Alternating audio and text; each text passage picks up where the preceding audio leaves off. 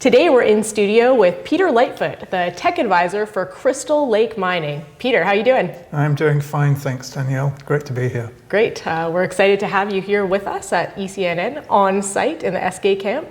I was wondering if you could give me some outlook and tell me what you're doing up here and tell me what Crystal Lake is doing.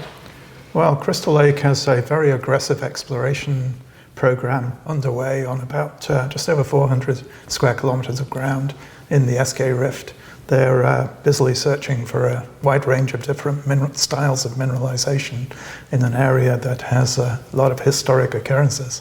Okay, so that's a big area. So can you touch on the scale of that? And you know, I mean, it sounds like it might be a bit underexplored. What are your thoughts? Yeah, I mean, in the scheme of things, it is definitely a very underexplored segment of the Eskay Rift. There are over 20 occurrences in the property, and a historic resource of mineralization was identified in the past. The area is definitely underexplored from a number of perspectives.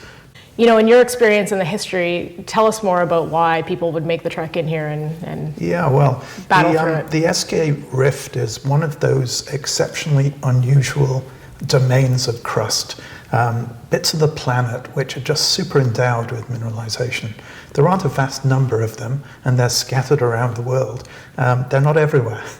Canada just has a few, and the Eskay Rift is just one of them. The reason why it's so super endowed, I believe, is because it is a relatively young rift that was developed early in the evolution of the Cordilleran mountain chain.